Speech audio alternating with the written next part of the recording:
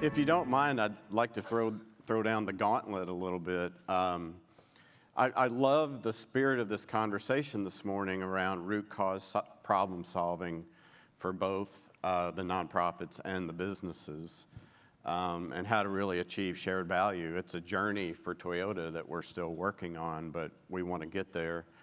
And I think the second challenge is that it really means that the businesses and the nonprofit partners have to find a way to truly understand each other's problems so we can work together and solve those issues. And this might sound maybe way too provocative, but I think nonprofits ought to have the mindset to put themselves out of business. We met Toyota maybe 5 years in when we were pretty routinely pumping out 100 houses a year in New Orleans and Joplin, starting in New York. And the journey in the beginning, we didn't ask them for money, we asked for advice. And what started with a focus on shrinking our lead time, how long it takes to build houses, and we were very successful with that. With Toyota's help, we reduced construction time by 48%. What started with that changed, frankly, our life and our organizational, the lens we see the world. Because to get better, we had to talk about problems. We had to surface problems. If we wanted to achieve this 100 houses a year, all we had to do is the same thing. But if we weren't satisfied with the results, we needed to change our identity into a group that our reason for being is talking about problems. And so we did a few things. We embraced this notion of constructive discontent that became our operating ethos. That's the lens through which we see the world. You can't fix stuff unless you surface problems in a hearable way. And so a few years later, after we had really done well, ramping up our construction capacity in Joplin, in New York, and New Jersey, started in South Carolina, we had this heartbreaking moment where 9 years after Katrina in New Orleans, this World War II veteran, African-American guy, we happened to share a birthday, came in. He was the first person born non-enslaved in his family. So a lot of gravitas, a lot of beautiful American. And he had been living in this home that should have been condemned for 9 years because he just couldn't muster. It was wholly inconsistent with his identity to ask for help. He couldn't do it. Long story short, we built his house with support. We actually prefabbed his house, built it in 70 days for less than $75 a square foot, big win. We had a military flyover, we were on national news, and we went home that night, just sad, kind of blue, and we couldn't figure out why. And once we dug a little deeper with the board's help, with Mike's help, we realized we were just looking at this all wrong. That the amount of accolades and praise and thanks and attaboys we got was directly tied to human suffering. So the more compelling the client, the longer they waited, the more suffering, the better we were. And that was just, is sick, is perverse. And so we applied the same 5 why root cause analysis that we did to construction to why we exist. And we realized that we're not about building houses, we're about fortifying people after disaster against their breaking point. And that there's 3 things that lead to the breaking point: time, predictability, and access to resources.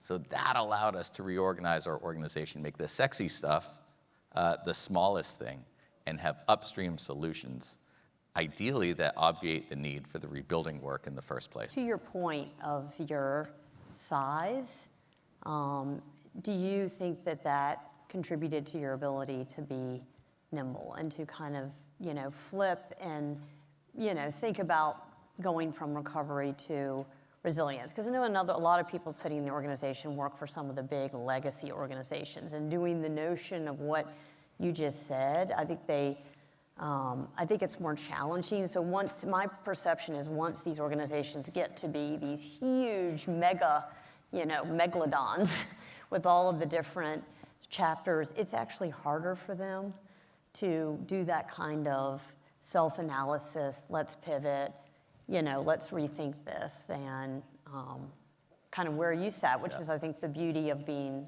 hyper-local. Well, I'll skip the joke about being 5'7" in size and focus, and I hope this comes off the right way. An intolerable condition is an intolerable condition. I think there's 2 or 3 key factors. First of all is what's the identity? Is our identity as the good guy putting on Band-Aids? Do we need to be careful of being the fire putter-outers? And so I actually think, and I mean this with the utmost respect, that it's a cop-out to say it's harder. Why do we exist? We do not exist to grow our staff. We exist for the people who are suffering in whatever the cause is. And if we care about that cause, we have to be willing to see something bigger than ourselves. 2, I think the culture at the organization at SPP, we have a phrase of steering into turbulence. So if you want to fly at a certain level, just kind of coast along, you can do that. But if you want to get to a higher altitude, you got to get to those clouds a little bit. And if you're intentional about it and you understand things are going to get rough, it's the admissions ticket to further impact. I mean, what does Frederick Douglass say? He says, where there is no struggle, there is no progress. If our clients are worth the progress, we've got to be willing to struggle. Finally, I think, the people who can permit this are in the room. It's the board. Right. It's the executive leadership. While on one hand, I get that it's harder for a big, massive group, it's hard for founder-led groups as well. And so that's where the board has to come in and not pat on the back for doing better, doing the same thing. But how can we disrupt? And that culture of disruption, I think, is so important. One other last call out I'll say is that the partnership was incredibly fast moving. There's, intensity, there's urgency. We have folks who've been impacted, so do you. I think it was your cousin and your family out on the island. And we're all trying to figure out what to do. And the ability for us to be able to pivot, we were probably on the phone 5-7 times a day at a minimum, to be able to say, okay, how are we going to do this? How are we going to do it fast? How are we going to move from a waterfall approach of we're just going to write one check to one nonprofit to say we want to do more, we want to engage our associates, we want to engage our customers, we want to partner to do fundraising, and we shifted into an agile partnership. And that's the direction I see a lot of our work going into.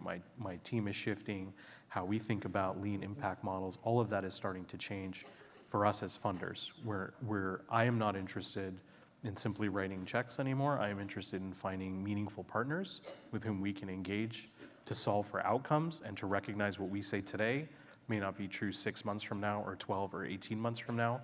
But if we have strong communication and a partnership, we can kind of get there together. If the essence of the organization is about more than here's what we do, but instead here's what success looks like, if you have your culture right, it's an environment where asking for forgiveness after is what the board expects. We have a phrase at SPP that we learned from Bank of America. We hire folks who would rather, we need to trip, not push. Yeah. And so that extends to the board. Couple other things. We actually go through an exercise where we think back, all right, 20 years from now, would we rather be proud of what we did, or would we rather be wistful of what we ought to have done? And that's a lens that we bake in through our leadership. And it causes us to make, I think, the right decisions more often than not. And I'll give an example. We've done it well, but I look at the United Way of New Orleans after Katrina, very similar. And that United Way previously had an established way of doing things. Here's how we recover after a disaster. There, and we fund these people in this amount, it's very formulaic, we follow the process. Gary didn't do that. He knew he couldn't live, what was happening required change. Yeah. And that's what leadership is. And I think having a board that supports leadership where there's an ability to fail, and that's, I think in the business world, that's understood. We've got to create the safety to fail forward in the NGO world, and it comes from some courage from the executive leadership and staff, but also creating that environment from the board. It goes back to mission and mandate. If our mission and mandate was to rebuild homes for disaster survivors, it wouldn't permit us to raise capacity and efficacy in the industry. But our mission and mandate is to reduce the time between disaster and recovery. And so that internal process that led us to an aspirational system change mission requires this sort of corporate partnerships that don't keep the learnings we get from our corporate partners internal, but instead we're open source and we get them out the door. Good example is what we're doing in Houston. In Houston, we're training a number of NGOs to use our version of the Toyota production system, but we're also putting our AmeriCorps members in them and donating or investing funds into other groups. I strongly encourage, as much as possible, both funders and NGOs to see success far greater than what your organization can do. The NGOs that are here are going to be the best in class. What can you do to level up the smaller groups, the other groups, the ones that have to stretch? If we care about that pool of client, that's, I think, what's required of us.